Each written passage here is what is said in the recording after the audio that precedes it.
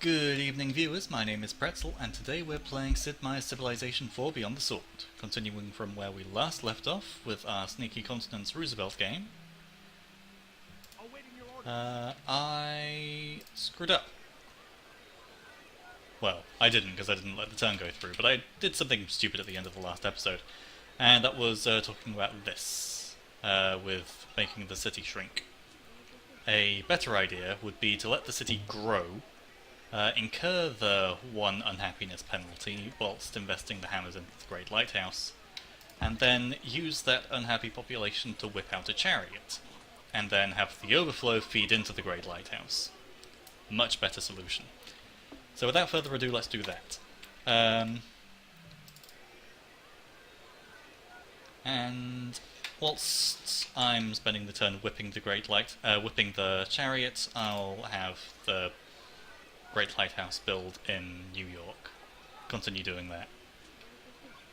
I also believe I said the Moai statues weren't that useful. They do take a while to build compared to how much they pay off and how quickly that happens. Pay themselves off, because 250 hammers, 3 tiles, you're getting 1 hammer on any of those, or on all of those. It is obviously most worthwhile on Archipelago maps, or maps with lots of water, because it's +1 hammer on all water tiles, so even on a lake, if I were to build it in Washington. Hell, it might actually be worth... well... no, there are better wonders I can build in my better national wonders I can build in my capital. That's something I didn't bring up. National wonders. You can build 2 in each city, unless you're playing on a 1-city challenge map in which you can build 5 national wonders in your 1 city. You can build as many world wonders as you like, such as the Great Lighthouse or the Pyramids. The Forbidden Palace is a national wonder. The only reason it's not an option to build in Washington is because you can't build it in your capital because of the presence of the palace, which is what determines your capital. Which is why I can build a palace in New York. That would make New York my capital, and would therefore allow me to build the Forbidden Palace in Washington, although it's not normally that useful to move your capital. And sometimes it is, but as with a lot of things, it's very, very situational in its in how it's used.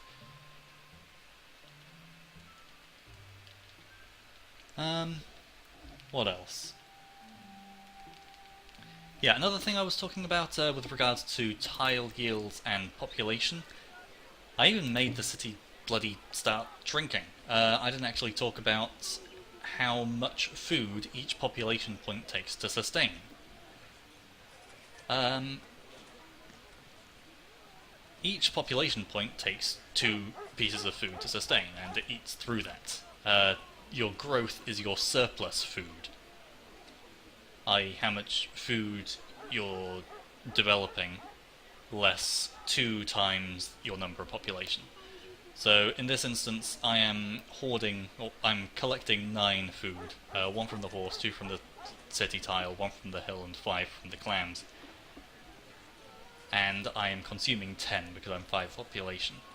If I turn off this avoid growth, then instead of having the citizen, I'm working the rice tile, and thus I'm getting 13 food, and I'm still consuming 10 because I'm still 5 population. I can click that to change the name of the city, but I won't do that because that's not worth... well, I don't know. I like having default city names.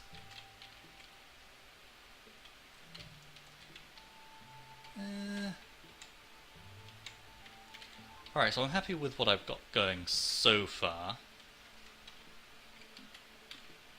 Worried I won't get the Great Lighthouse in time, but we'll see.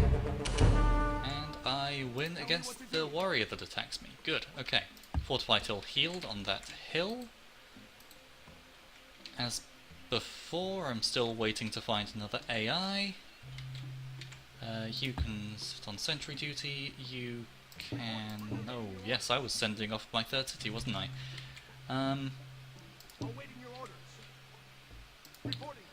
Well, settling on here will remove the jungle, so that is obviously good. You were building a road, that's fine by me. You are going to be starving for a little while, because I can't build food anywhere. Well, you won't be starving, you can... Because that copper is on flat grassland, it has enough food to sustain population growth. Hell, because of the 2 food you get by default on a city tile, one population will sustain itself for eternity, but still not exactly desirable to keep doing that. So you go up 1.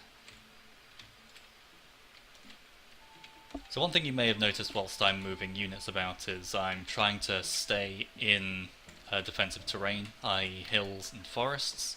That's not always easy, as shown when travelling up here. I think I got killed on that plains tile, I might be mistaken. This is not the best map to show that off on, with all this jungle right around where I start. Hell, all this jungle right around where I start is not the best map to show anything off on, other than a remove jungle strategy, which is something I'm not used to doing.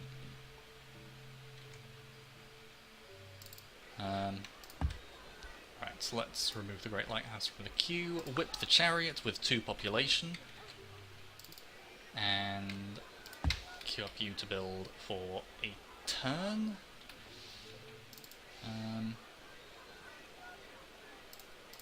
Let's do that, I think.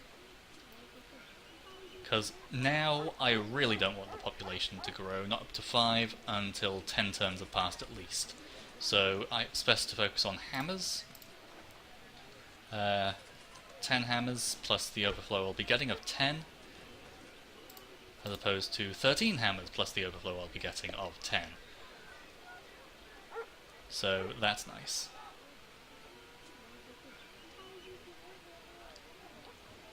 In fact, I haven't actually... yeah.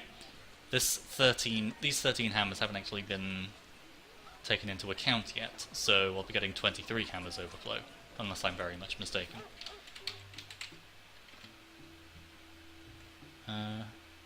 That's roaded, let's just road this. It's not like I have much else to do with the workers at the moment.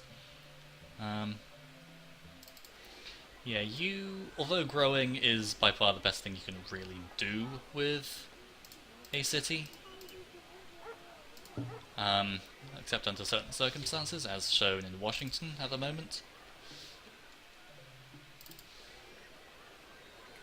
Generally, food is the most important thing, followed by hammers, followed by commerce. So there's that. And another point, the other thing I pointed out was binary research. I never followed up on that. It is more efficient to do binary research, as I did say, but I also said that I couldn't remember the formula for calculating the most efficient percentage to have your research on. Generally, it is either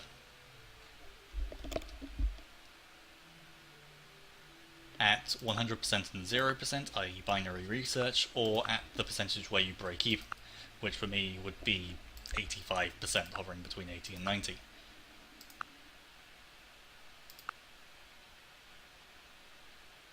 So the way to work it out is, at 0% I'm obviously having 0 beakers coming in, and 14 gold. So that is 7 turns that I can stick at 16 beakers, plus 1 turn that I have at 0 beakers. So let's bring up the calculator quickly. That is an effective 16 times 7 divided by 8, 14 beakers per turn, over the course of 8 turns. Whereas if I were hovering between 80 and 90%, I'm getting 13 beakers per turn because each time I'd have to flick between 80 and 90 in order to break even. So it's better to just do binary research at the moment. That would probably work out better in writing than in than in voice commentary, but yeah. Right, so let's just do granary as a placeholder. Switch away from the barracks, from the Great Lighthouse there. Switch to the Great Lighthouse here, and that is 7 turns, which is faster. Right, now the reason I'm building units is because I need to get rid of some of this fog of war up here. Because barbarians spawn in fog of war, as I'm sure you've noticed, and I don't want that to happen. I chose a chariot because it's the strongest unit I have access to, due to not having access to copper to make axemen, or archery to build archers, although even still chariots are stronger. Admittedly, chariots are intended to focus on offense because they are mounted units, as opposed to archers, which are defensive units.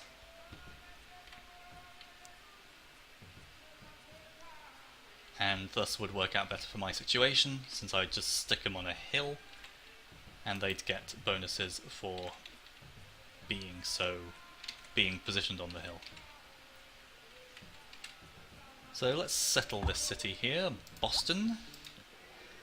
Queue up some cities. Since I don't have any food resources other than that sugar up there, it's more effective to build the lighthouse before the granary. Generally it's the other way round, but I don't have anything to do with that. I'm gonna stick you within my cultural borders to heal. You can take combat 1, it's the best thing for you. You can keep going up there. I am rather worried I'll run into a barbarian galley, but at this point in time it's a bit redundant. So let's move you there. Build a mine, build a road. Tell me what to do. Road so I can get copper access in my other cities. I'm not gonna grow enough to start working on the hill anytime soon, although, well, not before I finish improving that anyway.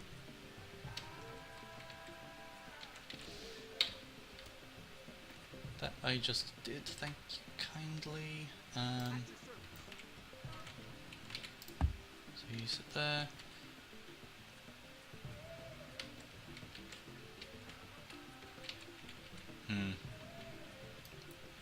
Again, let's build a road here, I guess. Why not? And then I'll get you to go north. What would be the best improvement for that tile? Do I need another farm in this city? So... Right, so 2 food tiles are food neutral, as established with 2 food sustaining 1 population. So between the cow and the city I am generating a surplus of 4 food, which is being spent on, or when everything's being fully used, that'll be being spent on the Plains Hill and the 2 grass hills. And I suppose potentially the horse. I don't know if I'm going to keep that in Washington or in New York. We'll see what is most effective at any given time. Given that I'll be getting more food, I guess I'm not really restricted. So... I guess I'll build a workshop there when I get metal casting. That'll be the most effective thing to do. So what's my plan? Writing, then ironworking, that seems about right. After that I'll probably want maths, then calendar. That'll allow me to get the chopping bonus from chopping down forests, a production bonus from chopping down forests, build aqueducts to get rid of unhealth, maybe build the hanging gardens, we'll see. I doubt it though. I don't exactly have access to stone, even as an industrious leader, it's... I don't know. Calendar so I can build plantations, and actually improve these sugar tiles to their intended capacity. If I don't get calendar, I'll just have to suffice with building farms on them until I do eventually get calendar, and that's not the... that way I only get +1 food out of them, on top of the natural 3 food that a grass sugar provides, unimproved. I think we're good to go, so end turn. Okay, now that I founded another city, my things will have changed. So 17 per turn, so that's 34 at 2 turns of that. And then -4 per turn. 4 does not go into 34. So 68. 4 does go into that. 15. 17. Derp. You're multiplying 4 by 17. What's 4 times 17 divided by 4? Good job, Pretzle. So 7. That allows me 17 turns of 21 beakers at the cost of 4 turns at 0 beakers. So 17 times 21, I can't do in my head easily. 357 divided by 6. What would that be? Yeah, 17, so 21. 17 beakers per turn. That's bloody hell. As opposed to the 16 beakers per turn I get for being on the break-even percentage. Good job, Pretzle, good job. On-the-spot mental maths. This is why people watch Let's Plays, right?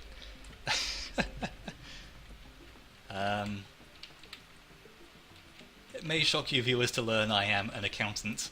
That is my career. That is none of anyone's business, but hey. Right, so fortify until heals. That's 4 turns that you're sticking around doing fuck all. Neither of you guys have any promotions, so I guess you can fortify the city. You can move out and fog burst on that ivory tile, I think.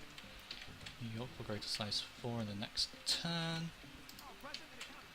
That can go up there, and I'd expect that warrior will go up there soon enough.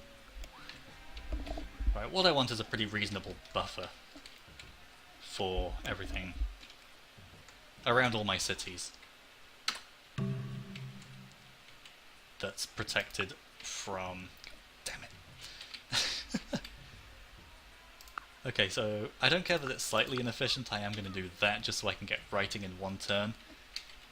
Sometimes you want to do that. Bare slight inefficiencies in order to get tech faster. I mean, that seems logical to me.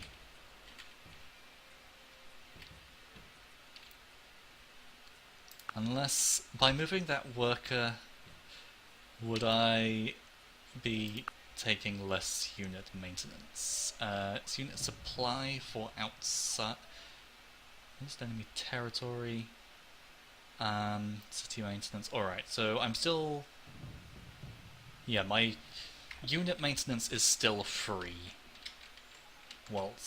So moving the worker into there would not make any difference. So I'll just leave you on 80%, which is where I break even. And then I'll switch down to 0% the turn after. Excuse me. It might be more efficient to stick at 50%, but I don't care. As there's too much to bother calculating. I don't want to improve that tile. It's not worth doing, basically.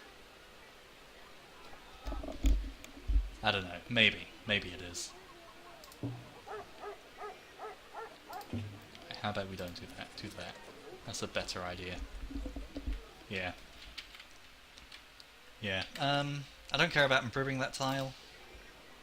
I just want to build roads. I have enough improved tiles. 1, 2, 3, 4, 5, 6. And should I build the Colossus? Which I think I will do. I will have very nice coastal tiles. The Colossus is a very powerful wonder on Archipelago maps, given all the coastline you have. Although looking at this, there's probably not a whole lot of coastline. And it's possible there's some ocean up here. Like, that's the shape of the coastline or something. Hell, actually. Yeah, that's water right there. See, don't know how high quality my recording is. I did increase the bitrate after episode 2, so it might be slightly better. Hell, based on what I saw in episodes 1 and 2, it looked alright as is, but you can just about see there's water there. So, it's quite possible that the coastline is very strange and goes, like, all the way up there. I don't know. We'll see. We'll see how things go. So, I don't care about improving that tile, let's just build roads down here. I like my roads. Doesn't cost anything to do my roads. Right, that gets me writing, meaning I can start working on... In writing, what where's my deserves to city? be read. Nope. Clicked the wrong place on the minimap. Let's start working on the library there. Which, because it's a cultural building, gets a different priority to being built versus getting food compared to the barracks, I guess. It's an economic building as opposed to a military build. Whatever. The game's automating my citizens, which is fine by me. I think it's right to do what it's doing. As you can see, the city is stagnant. It isn't growing because it's food. It has no food surplus, but doesn't have a food deficit either. Right. I will also want to build a library after the Great Lighthouse. That being said, you know what? Screw it. Worker, library. And then probably settler after that. Although we might want to build the settler in New York instead. Barracks, warrior. I'll do the same trick. Barracks, chariot, settler.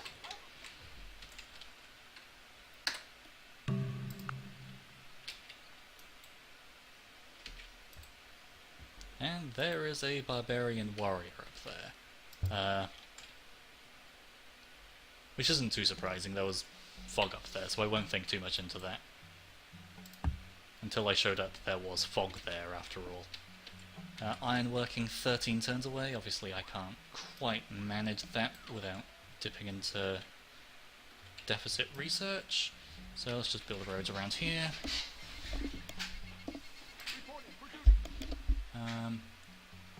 So you're fully healed, effectively. 2.0 strength out of 2.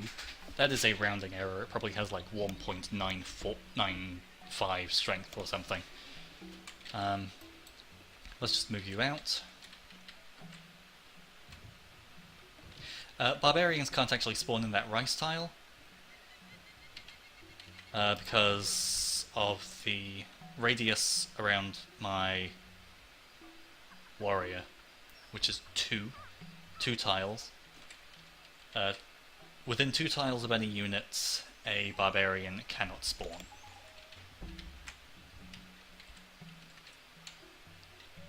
I've got nothing more to say on that.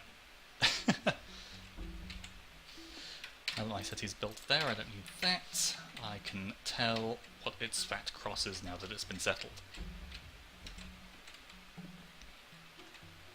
Sooner I can start chopping down jungle, the better.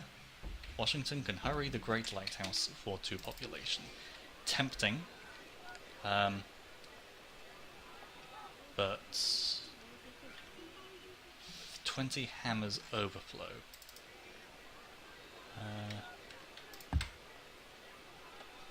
From memory,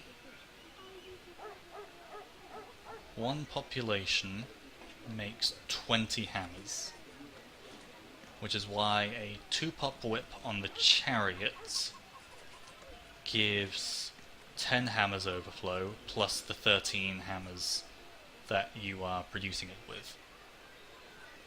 Well, yeah, the 13 hammers that I am actually producing in this turn. So,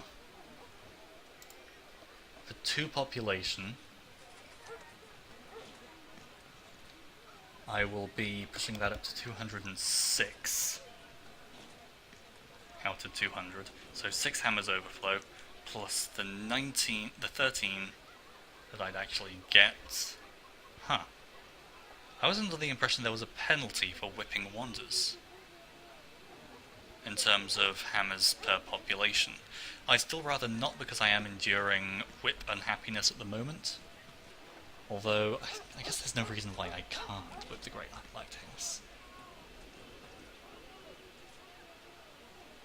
I don't know, I'd still rather not. I don't feel too happy with it. Would it still take 2 turns if I automated? No. No, it would not. Okay. Work the hill still then. Sentry that warrior. Build a road on that sugar. Move the warrior up there. Move the chariot up there. Hello, barbarian warrior. And I see tundra, so I've stretched from north to south. I wonder how much land I have available to me. Because if there's no other civs on this landmass, which it is starting to look like, obviously nothing's done yet, but there's a distinct possibility. And I still want to send a workboat that way. I should probably start sending you down again. Oof. Yeah, I'll do exactly that actually. I'll start send the workboat back down. Is that going to be a good idea?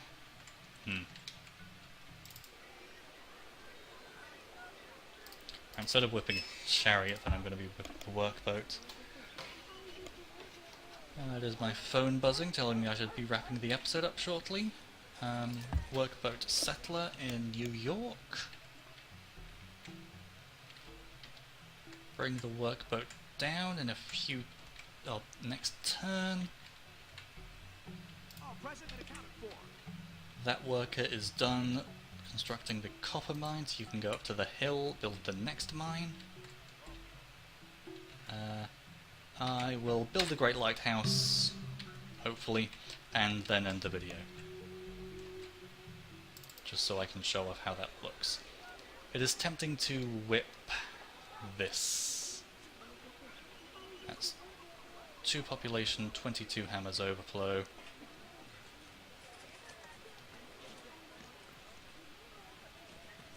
That is in fact 30 hammers per population. So is it units and wonders that you get the malus on? Because that does not ring true with what I remember hearing. Clearly I do not know enough about slavery mechanics. Well, whatever. Should I whip the library?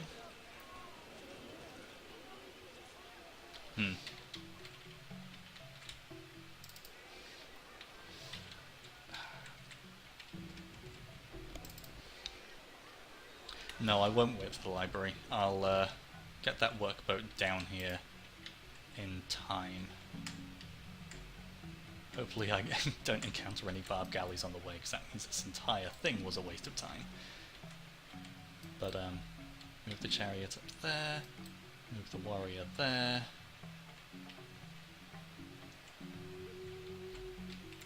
And I was right, the coastline does dip down there, unless that's a lake. It is entirely possible that's a lake. But, yeah. I'll build the Great Lighthouse next turn. I still have nothing to do with this worker. Yeah, I guess you can chop that forest down. If I'm building a city there, that forest is just going to go to waste, so no point ticking around with that. Pretzle has completed the Great Lighthouse, so I get money for failing to complete it in New York. The message will come up in that in a moment. There we are. New York can no longer work on the Great Lighthouse. The lost production is converted into 52 hammers, 52 wealth, which goes straight into my treasury. That is effectively building wealth, but because I am industrious, it is better than building wealth. And I can't build wealth anyway until currency, which is all the way down... That's banking. Where's currency? It has been a while, hasn't it? Currency, there we are. Can build wealth. You need either mathematics or alphabet to do that. Ideally both. And as you can see, my great merchant bar is ticking down now. Or ticking up now. So 49 turns until I get a great merchant in Washington. Because of the great person points that the Great Lighthouse gives me. I'm now going to automate citizenship in this city. I mean, it is as effective to work that tile as it is to work that tile. Oops, let's automate again. But because the game prioritizes food over hammers, it'll work the rice over the hill, which makes no difference, as said. 5 turns until I get the worker out. Then I'll start building the library.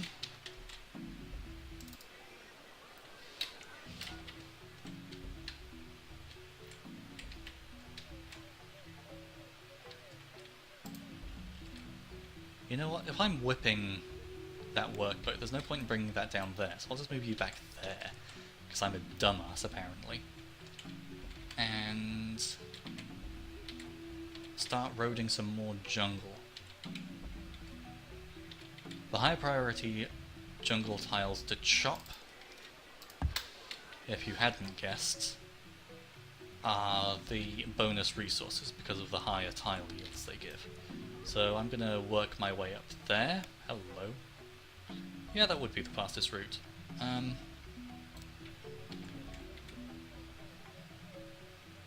Yeah, let's do that then, I guess. Start chopping the forest. Where is that sending hammers to, out of interest? It'll be sending hammers to Washington. I guess that is technically closer. No, it isn't. Whatever. But yeah, that's fine. That'll get the worker out faster, which is what I need. Chop the forest. Move the chariot. God damn it! Are you serious? That looked like coastline. I suppose it was, but... Fuck. I'd expect that means I want a city there, so that I can get the lighthouse benefit on the freshwater lake? I don't know. Doesn't matter. And I'm going to remove that. That was a dumb thing. I'm never going to settle a city there. That is a more effective city.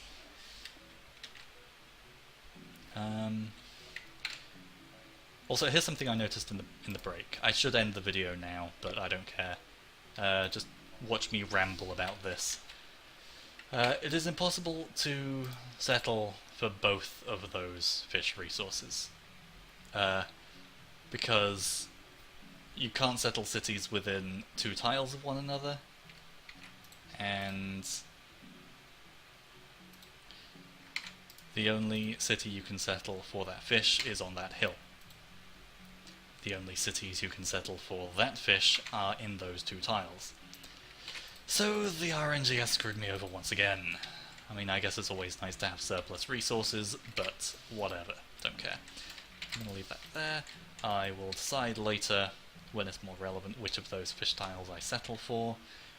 that'll be determined presumably by the cities I settle for those resources, which shall probably be that, actually, meaning I probably want that for the sake of less overlap. But anyway, Pretzle, finish the video. That warrior can go up there and queue up the movements on this worker. Right. Thank you for watching. My name has been Pretzle, and shall continue to be Pretzle. If you've liked what you've seen, feel free to stick around for more. And in the meantime, enjoy the music and don't forget to be awesome.